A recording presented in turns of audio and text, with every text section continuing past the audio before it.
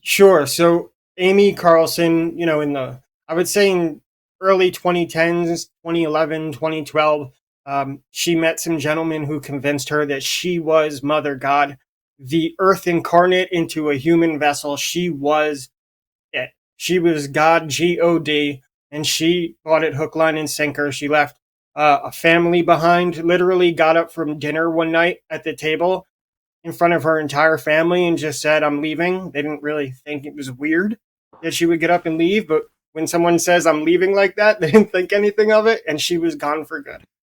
And never came back and believed she was God. And over the years, it just grew and got out of hand. In 2014, 2015 is when I came along. 2018 to 2021, as far as timelines go, is when they caught a lot of heat. And in 2021, that group was raided by the sheriff's department in Saguache County, Colorado, and found Amy Carlson's body set up like a shrine, which had been mummified. The skin was blue. She had been dead for months. She was wrapped in Christmas lights and set up with incense and shrine in a bedroom, in a sleeping bag. And there were children living in the house. There were many people living in the house. When the police got to the front door, I think the first person that greeted them said, "Mother is asleep." They expected an alien spaceship was going to come and pick her up. And they believed it was supposed to have come already, but maybe it was running a little bit late. And, they still have a few believers despite all of this. In my time there, I went from someone who was a pure believer to seeing the truth, to fighting against the delusion, trying to snap Amy out of it because we had become very close in a personal relationship. And I thought I was going to be able to snap her out of it. Came close a few times, but unfortunately, obviously, it didn't work. Over several years, things got very, very bad.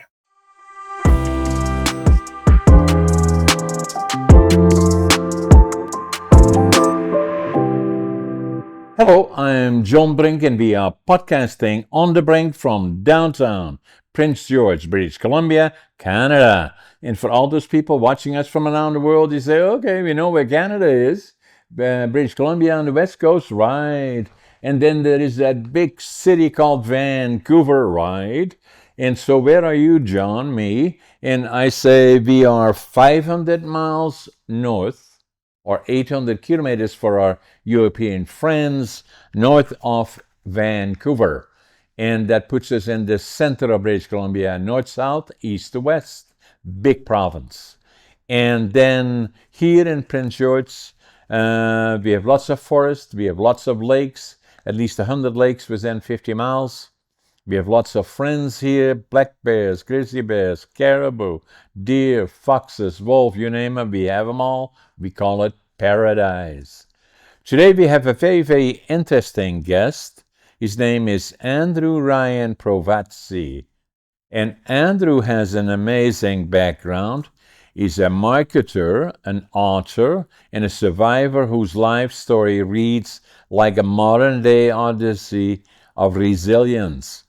He has been featured on Dateline NBC, HBC, VCE, and more. Andrew has lived through and overcome some of the most harrowing and extraordinary experiences imaginable. A survivor of a near-fatal accident at 18, has been faced down addiction twice, and Andrew also was quite involved in the most bizarre cult of our time.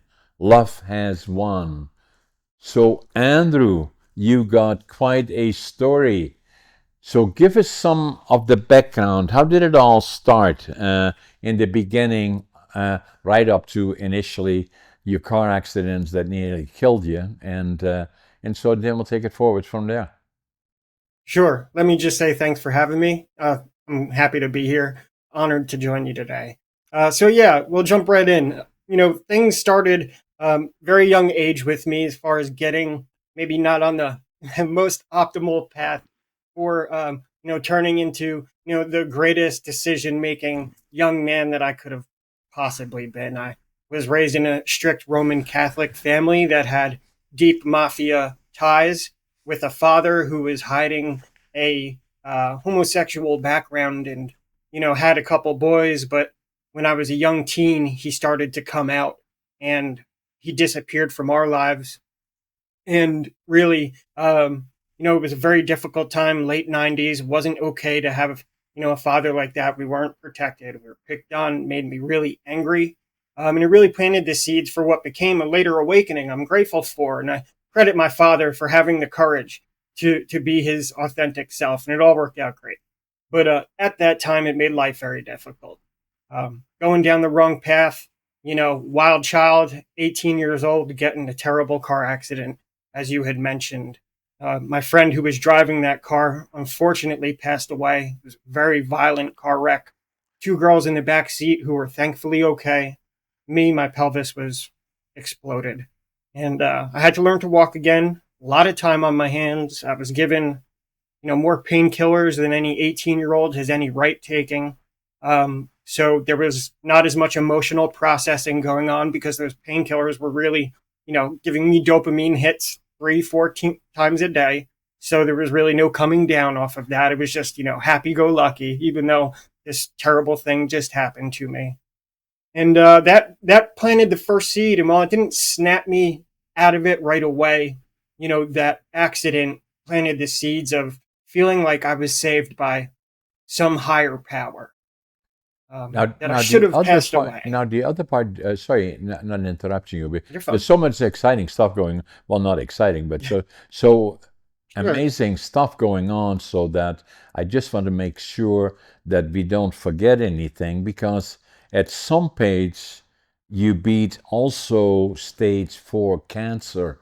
So that followed your car accident, I presume. It actually was, it did. The stage 4 cancer was, I guess, my latest hurdle, I guess you could say, other than writing the book. The stage 4 cancer diagnosis came in late 2022. Okay. So it went from, car accident at 18, couple years, mid 20s, start seeking spiritual growth. I came into, joining what became known as the Love Has One cult when I was 30 years old. I was there for about a year and left. Life happens. I'm 40 years old now. But yeah, I starting in 2023, December of 2022 is when the stage 4 cancer diagnosis came on.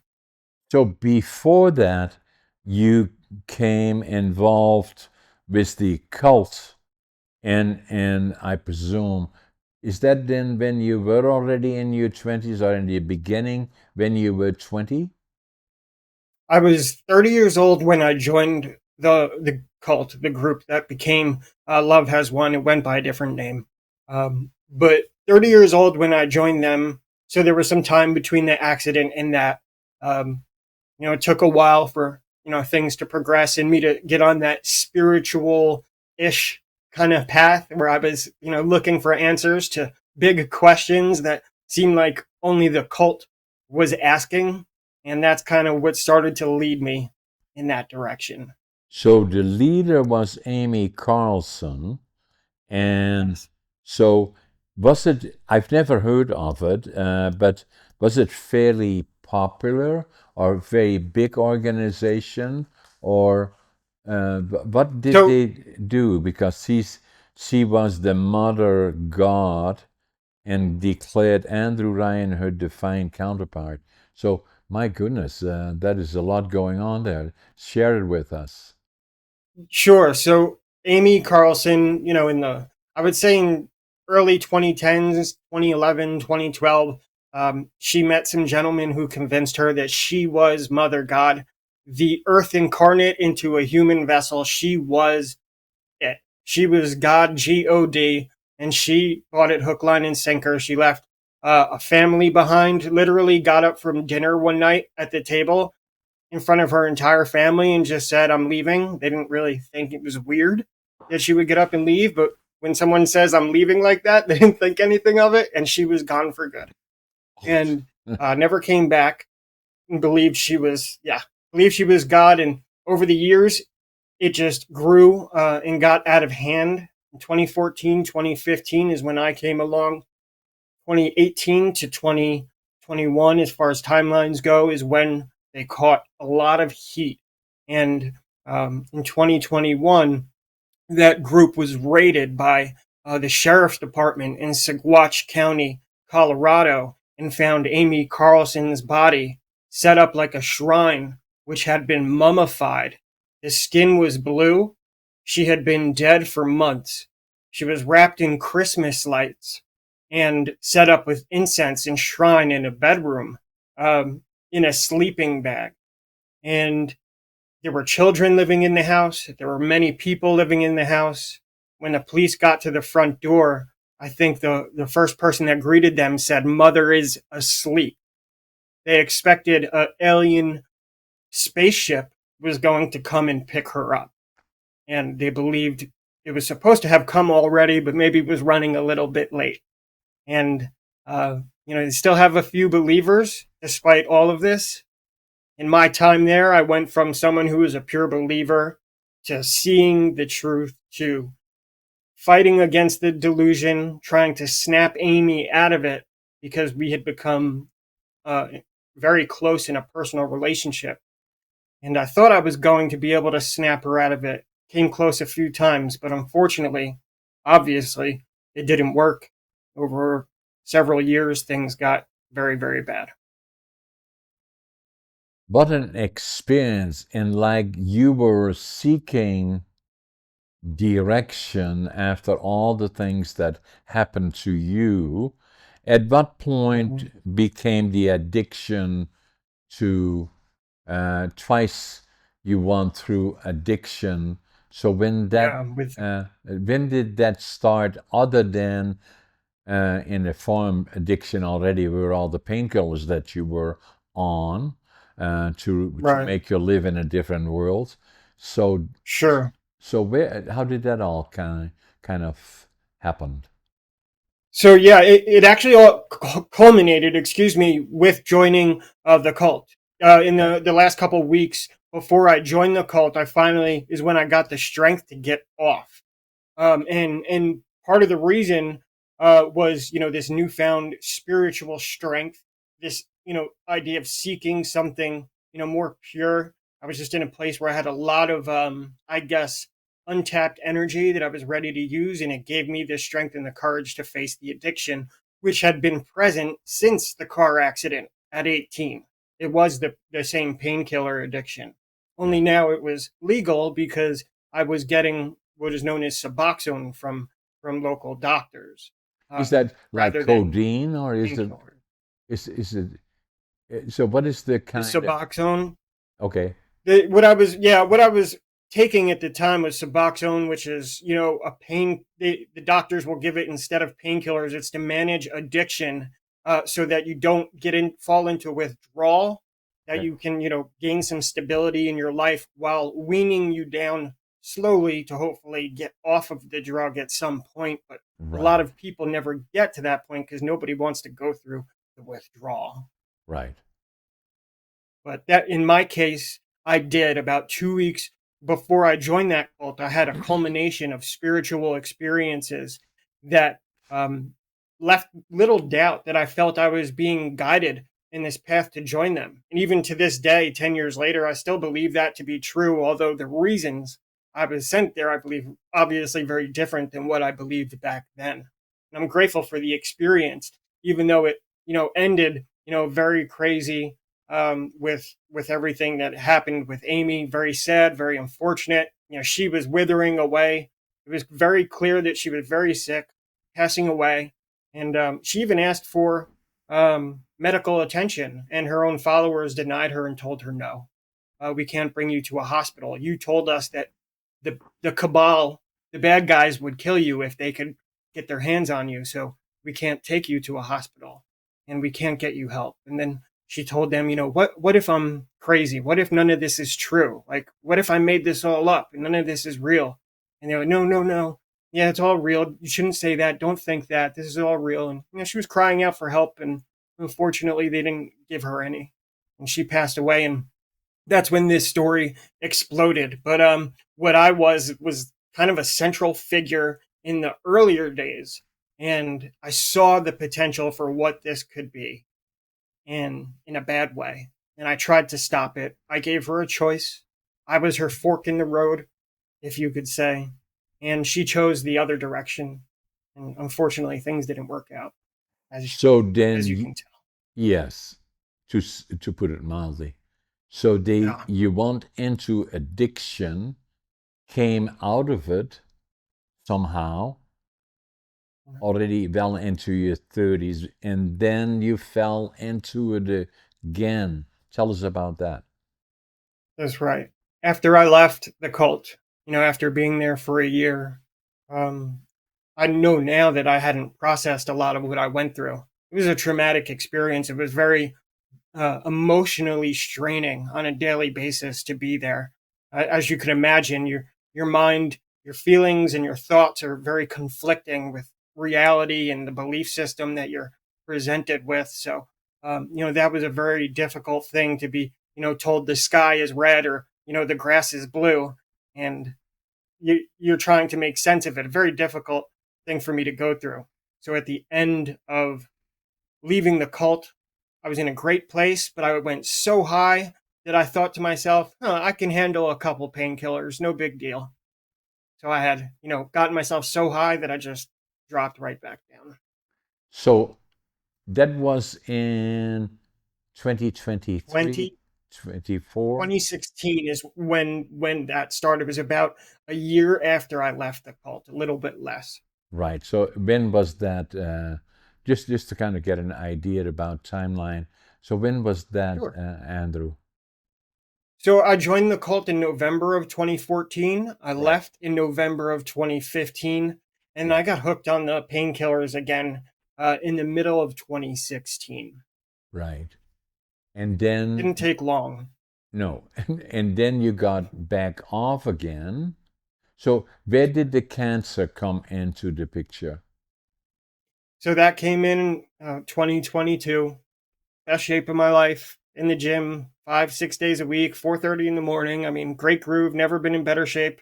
And I had no idea that I was having terrible pain in my legs, which I thought was from the car accident. Right. um, you know, some almost 20 years in my past. And I eventually went to a doctor, couldn't figure out what the pain was coming from. Went to the hospital one night because my legs were burning and I couldn't stand.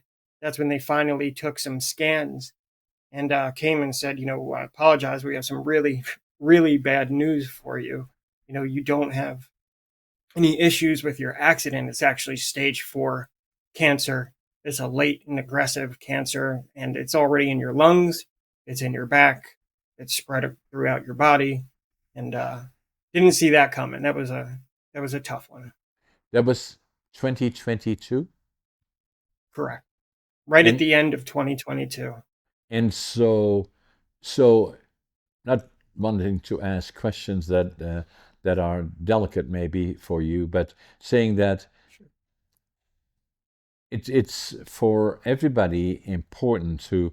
I try to do what I call a bumper to bumper on an annual basis, just to see where I'm at physically, in particular, and so the what kind of cancer was it? Can you share that with us? And then, Sure. so like with the legs, I'm into the gym a lot. I train a lot, and all of those kind of things.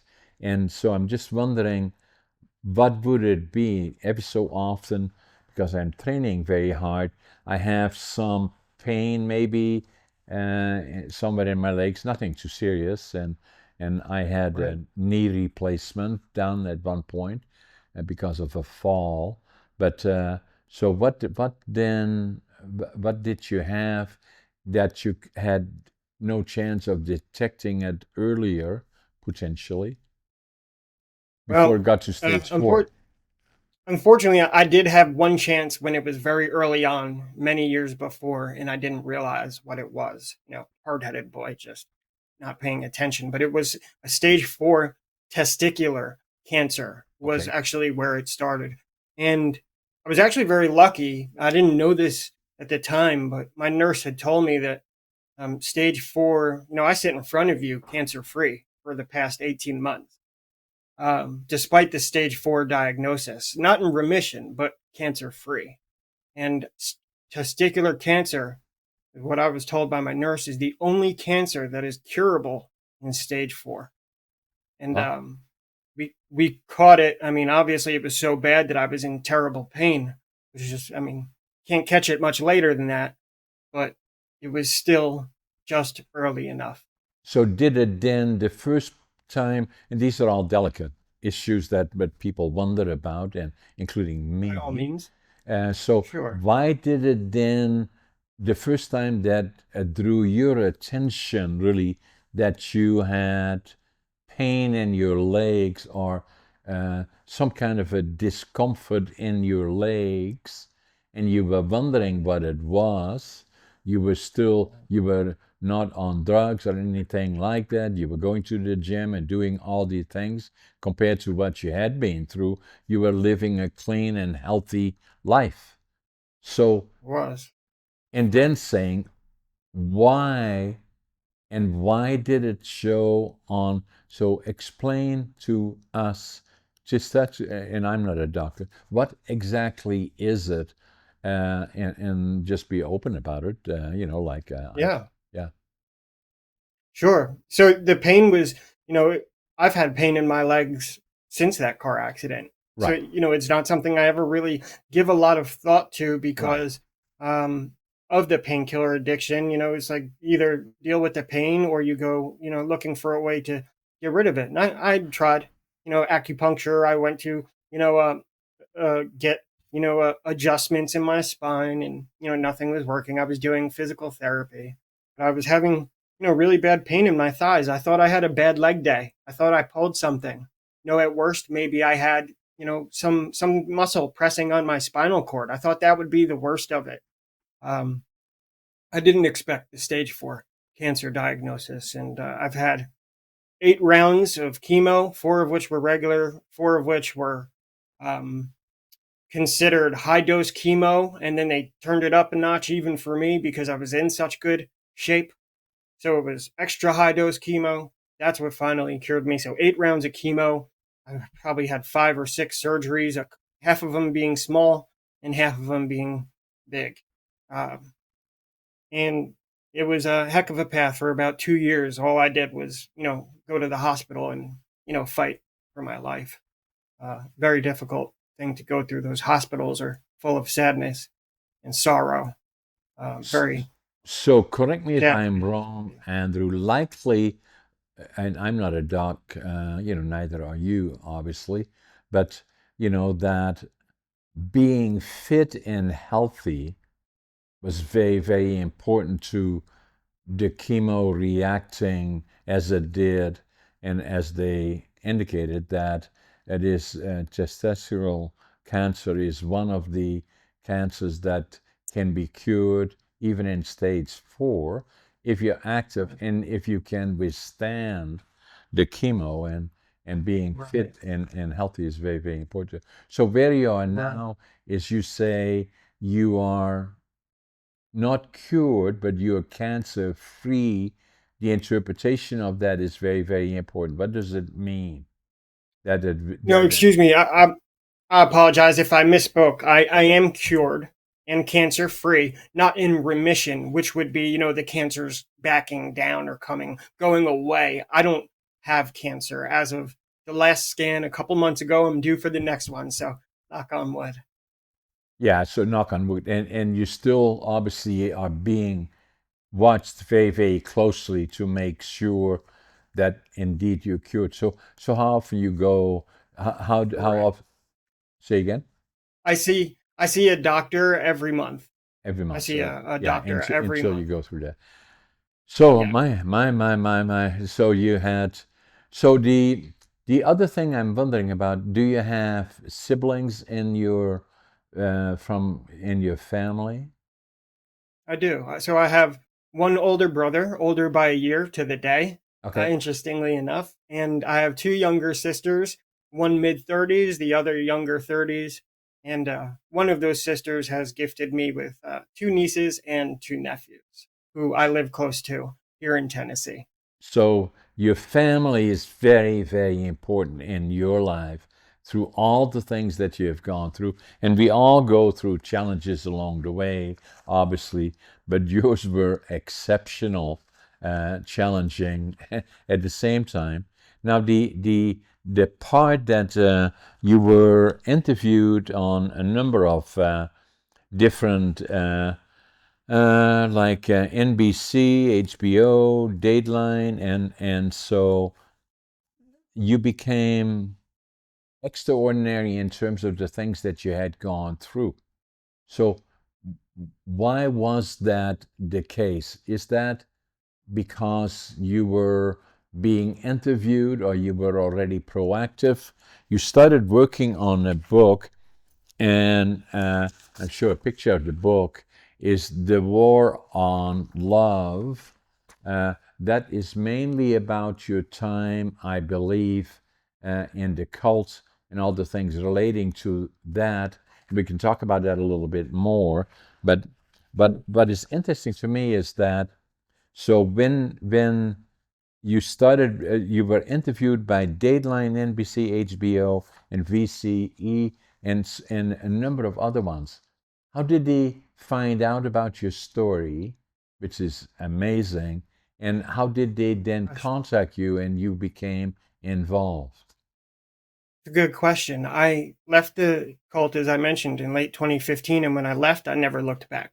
Right. I didn't know anything about them until I got a call from CBS Denver in 2021 while I was working at a car dealership here, running their internet department. And I picked up the phone and the person said, "Hello, is this Andrew?" And I said, "Yes." And they said, "Is this Andrew that was in Love Has Won?" And I almost hung up on her right there. And but I was curious, and I said, "Yes, why?" And she says, "Well, I wanted to get your comment on the events that have unfolded." I told her I didn't know what she was talking about, and that's when she says, "Oh, Amy had been found dead, mummified, wrapped in Christmas lights, and her followers have been arrested. We wanted to get your comment." I was completely blown away, You and didn't that's know how that? I had no idea. And I when had no was that, idea. Andrew? That was in the summer of 2021. I remember it Yeah, being very hot out that day. yeah, And they asked me if I would go to my computer and do a video call with them. Within a week, I had done 5 or 6 interviews, all reaching out to me. yeah. I don't know where they got my name. They must have just looked at YouTube videos from or done some research. I don't know. And looked me up. And 10 years later, here we are. Oh, believe. So anyway, so that's where you are, and so although all of that is way behind you, but drew attention to it obviously when they found this the organization, and then the cult leader, Amy Carlson, was dead and had been mummified in some form or fashion. That drew attention, but you didn't even know that, and that was 10 years ago for you. So that you became then involved in all of that. So it is only fair to ask the question now, how are you doing now? In terms of, are you still at the car dealership, or what are you doing now in your life other than trying to kind of obviously deal with cancer, hope for the best, knock on wood, do all those kind of things. And so where do you go from here? Obviously you've been quite successful entering into podcasting, or being having being a guest or a host, and obviously podcasting is the we talked about it a little bit before we started. I started about 4 or 5 years ago when I started blogging, interacting with people in my community. And Yeah. then from there, and then, one of the local television stations said, "Hey, we'd like you to do some maybe on our station locally," and I did that. Basically like what we're doing now, and we have always, as in most communities, have very interesting people all around us. And then, Yeah. obviously, what happened is COVID. And all of a sudden, I couldn't do that anymore at the television station. And then we said, about 2.5 years, 3 years ago, when it still was going on, and saying, what do we do now? Saying, well, I had this apartment that we are sitting in now as an investment, looking around northern British Columbia, and saying, maybe what we should do is do our own and create a studio, which we did, and then start podcasting locally still again. And we did. And then I thought, well, I have to get more potential guests that are interesting to a broader group. And so I said, well, maybe I have also an apartment in Vancouver, and maybe we should set up another studio there. And the more we talked about it, the more I thought about it, is saying, and watching TV, CNN, CBC, and all the other stations in Canada or around the world, is that more and more of the television is virtual. And I would be watching, and I have one, two, three, four different people from all over the world interacting together and saying, that's the way for us to go. And so we Yeah. did, and saying, and then we Beautiful. joined Putt Match. And Putt Match, then still relatively new, and Alex has done a very, very good job of it, is bringing people with similarities together that from around the world, and it started out slowly and slowly and more and more. And so that's what we've been doing for the last 2 years, 2.5 years. And obviously it's still growing and exploding. And you're one of Yeah. the top 1% podcasters already, or on Podmatch. So am I, obviously, as well, because of all the experience that I had. And we talked about that before. We talked about that. Is that, but Yeah. it's still at its beginning. I believe, Andrew, with all the things that you've been going through in your life, and all the challenges along the way, is saying that surviving it and then getting stronger along the way.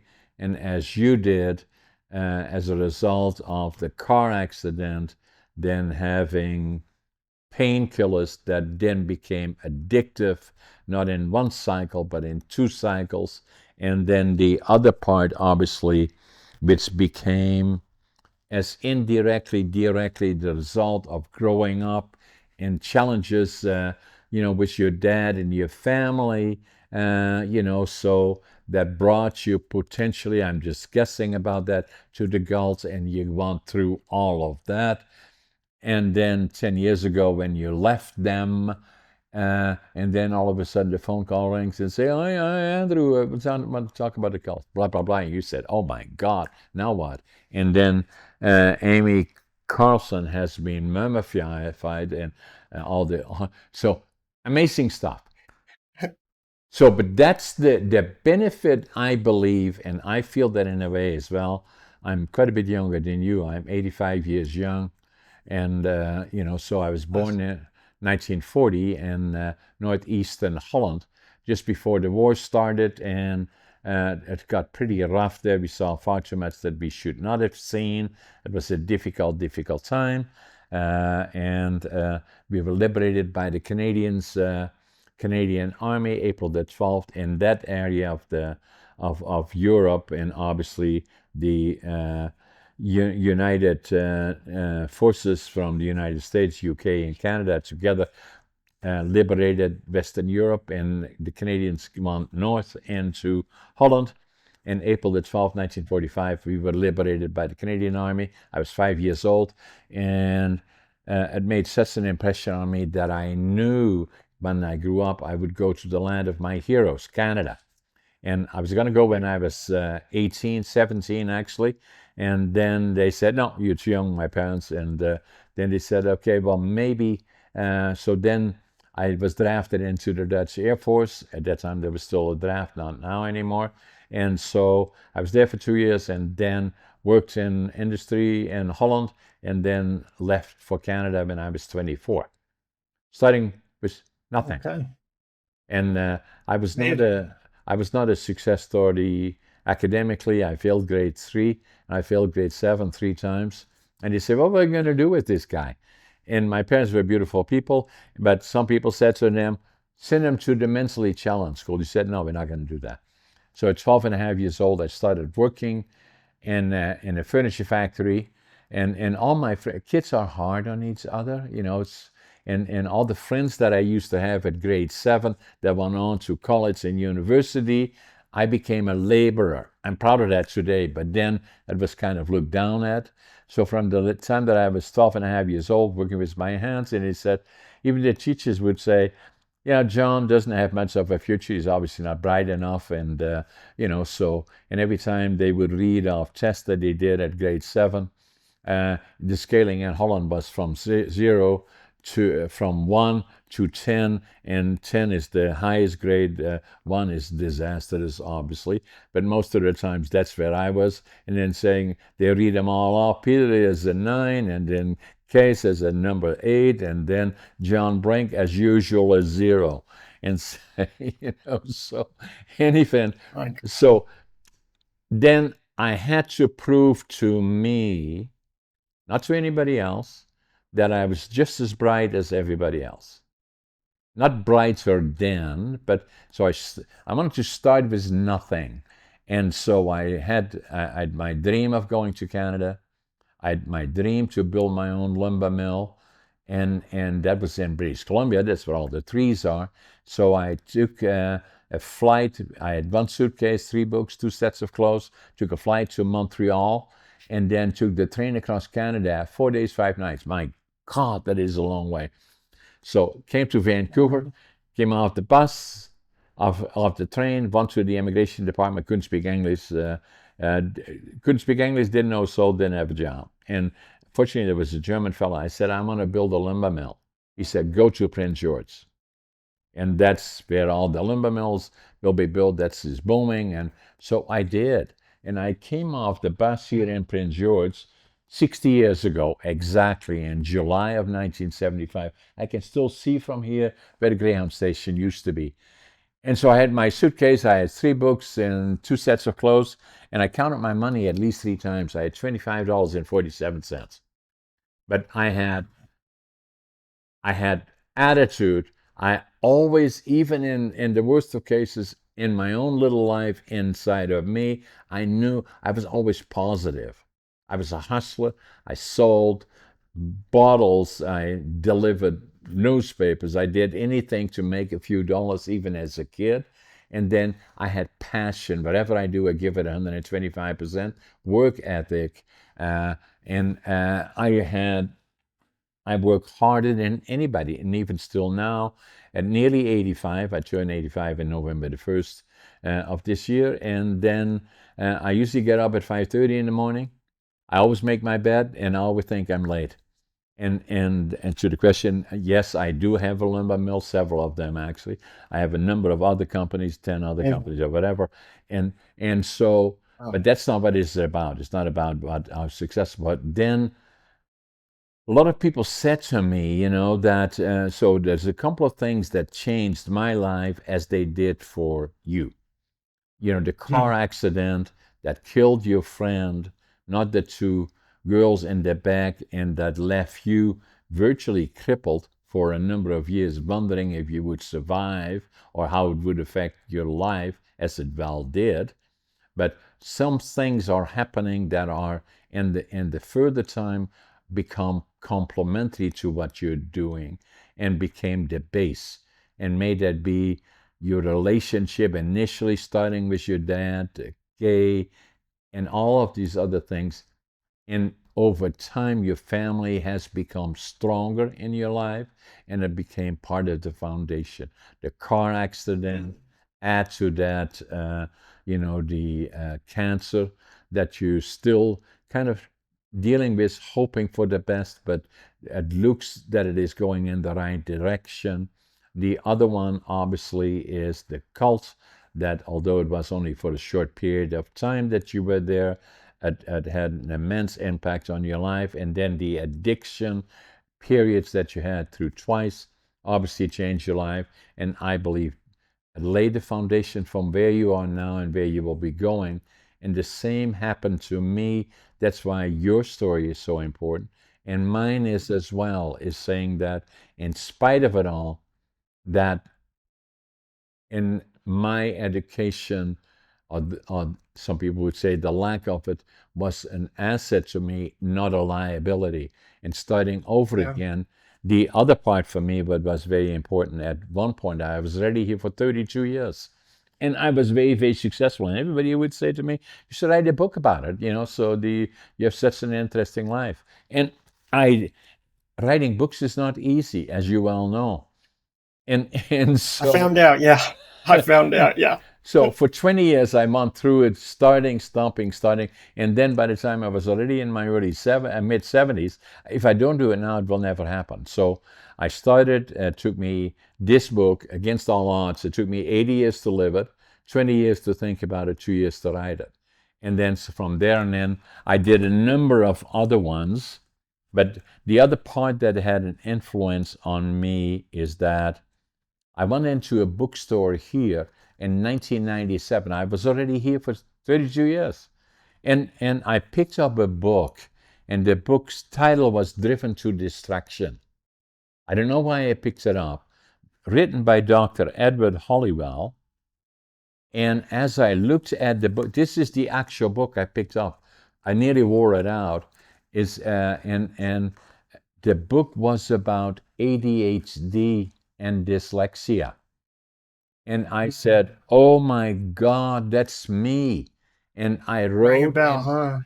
I wrote in the book in Dutch because I was ashamed of it, because it implied that you had a mental disorder potentially. Obviously, I don't believe that. And I wrote in here, now I finally know who I am. January 1997. And I still keep this book. And so the more I found out about ADHD, and it took me 5 years, even before after I read the book, Googled it all out, understood it, I believed it's a superpower. And so, but it took me 5 years before I would go to my doc that delivered our two daughters and was a personal friend. And he said, "Hey, John, why are you here?" I said, "I think I got ADHD." And we checked it out. I do. And so Dr. Hollywell, that wrote the book, well known throughout the world, uh, uh, written 18 books, is a professor, a doctor, has a doctorate, and he is ADHD and has dyslexia. So do I. And so Amazing. so You that, disseminate information quite well for somebody who the schools gave a zero to. yeah.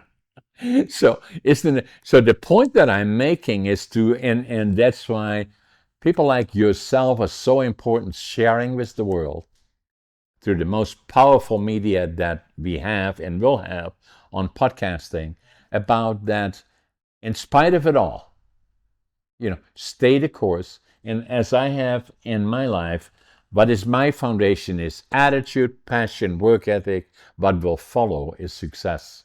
And so that never give up, and never think that you're worse than you. There is only one of you in this world, and you are special in this world. That's not based on religion or anything like that, but that's the way it is. And act like it, and respect others, give back to your community, and then never, ever give up. And that to me is very, very important. So I'm going to show you one more book that I did, is that other things that are important to me, as they are to you, is that it's not so much about age, but quality of life, being aware of fitness and well-being.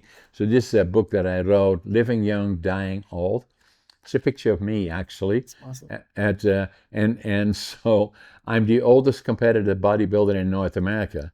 You know, and qualified. I want to again go to in 2026, go to the, but it's not about me wanting to be a bodybuilder. It is me wanting to be fit.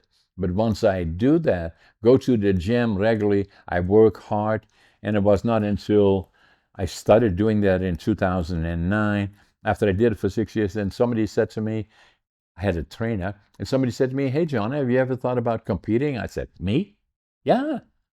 And then I thought, why not? So I did, and hence all of that. Awesome.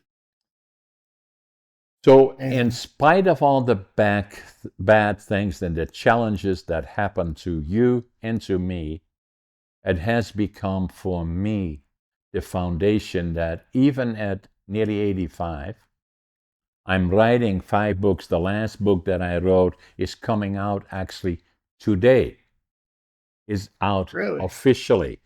$1 billion Congratulations. communication skills. And Amazing. and it's all about and this book is about communication skills, why it is so critically important, what made them successful, and what can make anybody successful, but it's not well taught usually in all different levels. And and that's why I wrote that book. And you know, so that's kind of gives you just a little bit of my background. But I feel Amazing story. I have an obligation, Andrew, to share it with others.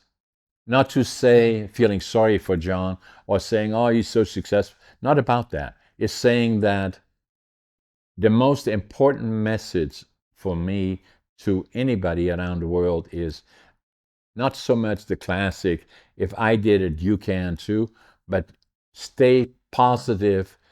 You can, you are special, you are unique, every single one of us, and do not become negative. Give back to the communities. And then for us living in North America, I've seen war. I know what it means to be part of war. I know what happens because I was there as a little boy watching it all, going, Yeah. not having food to eat, where my brother, my sister, and myself, every morning we would go with gunny sacks into the railroad yards, picking up food or anything burnable or edible, and to stay alive. And the reason that we did as kids, because they wouldn't shoot us, they boot us when we be back the following day. So more than everything, and even now in business, I fly around a lot, and I always sit by the window and I look outside. And I do a lot of business in the United States and in Canada. I sit by the window, I look outside, and say, it's paradise.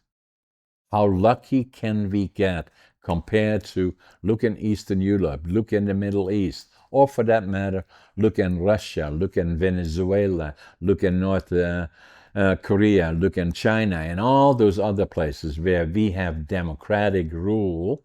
And I know politics sometimes becomes delicate and all the other things, but everything will pass, and in time it will come back to the Constitution of the United States. Is And the first 3 words of the Constitution are "We the people." And ultimately, that lays the foundation for democratic rule. That's why, no matter what happens in between here and there, is that the United States is still an example of democratic rule in the world for the last 250 some odd years. And Heck of a document. Yeah.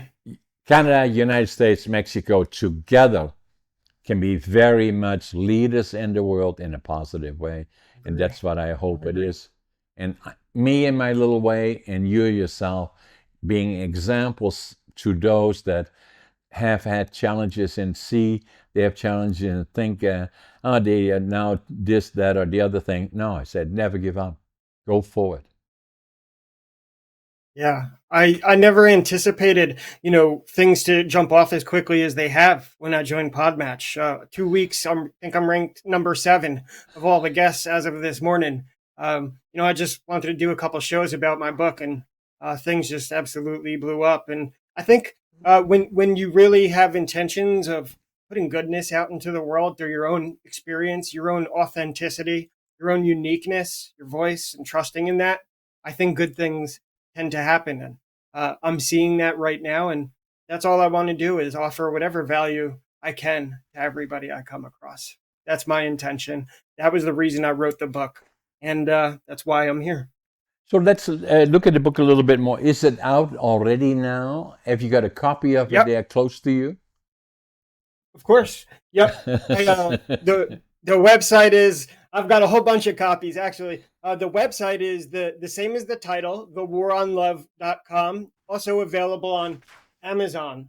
And I wrote the book in a very specific way, which was to make it chronological record of my experience with the cult. And where my emotions are coming through, it's very obvious. It's a subjective moment. Otherwise, I tried to keep it very factual based. And I think in doing so, it allows everybody to get what they're looking for from it, whether you're looking to find out who Amy was, whether you're looking to see cult control and what it looks like to get lost, what it looks like to have to redeem yourself, to fight back, what it looks like to overcome, no matter what you're looking for.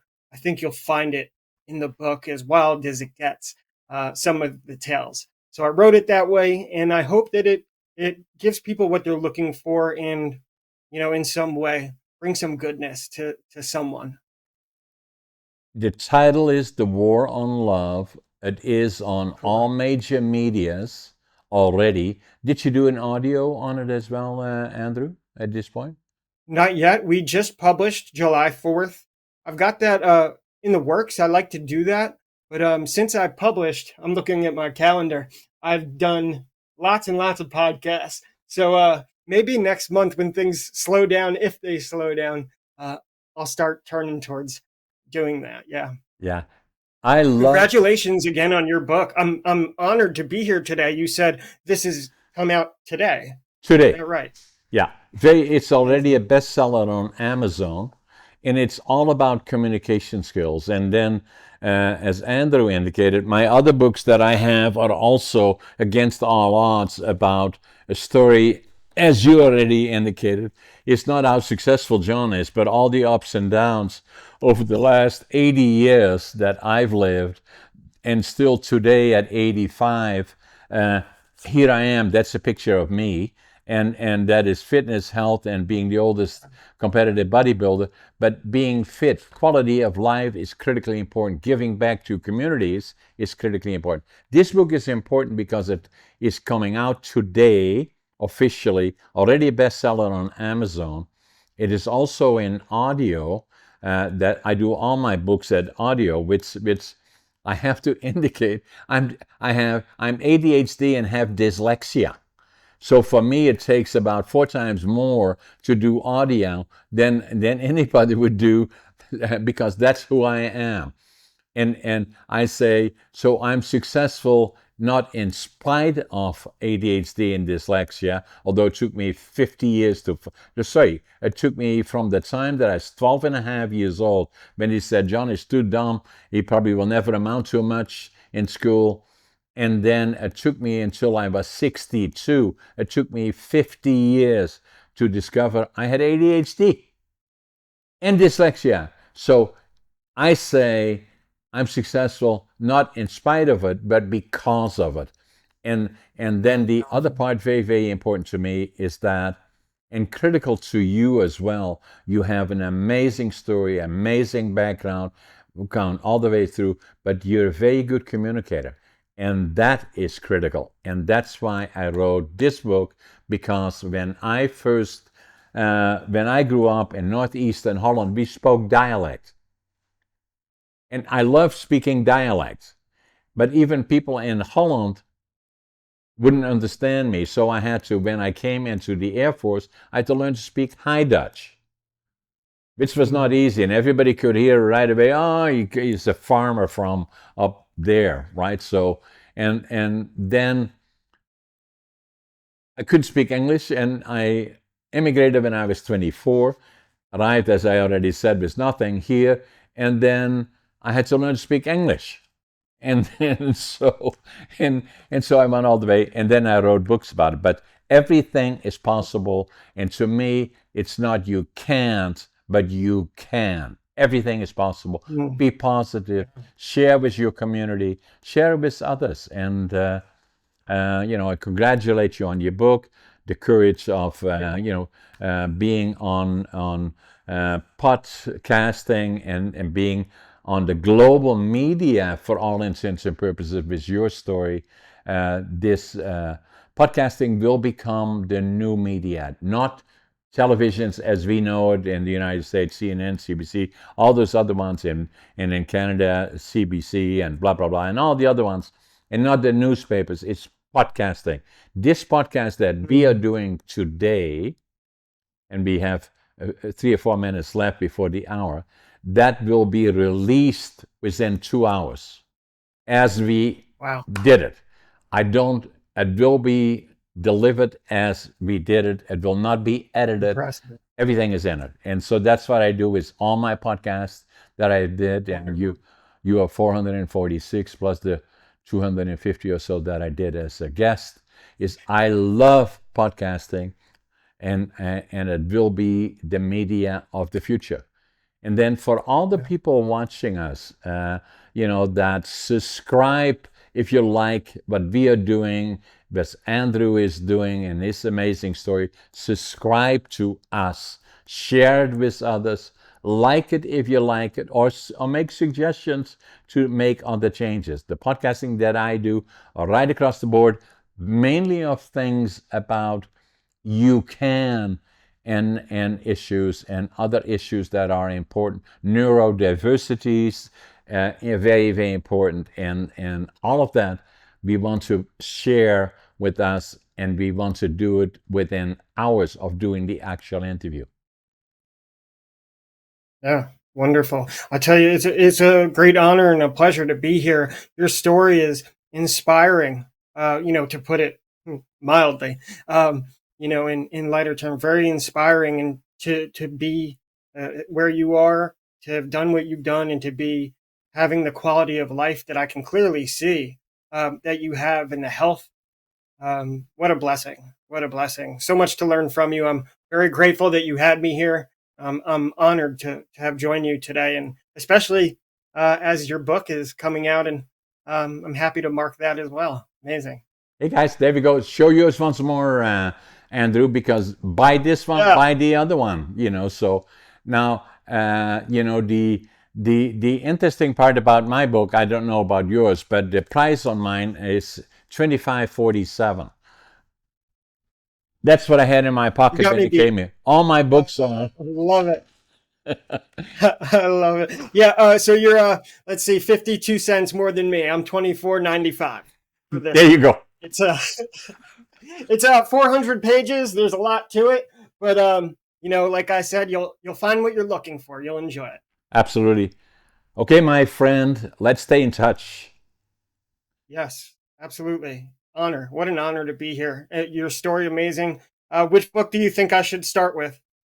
I'm going to send them all. I'm going to send them all to you. I'm going to sign them for you. I got 1, 2, 3, 4, 5 books, and I'll send them all to you. And I'm going to sign them for you. So Scott will get the information. We're going to send them to you. And then let's make sure we stay in touch, Andrew. Yes, please. I'd be honored. Thank you so much. Okay, Andrew. Take care. Bye-bye. See ya.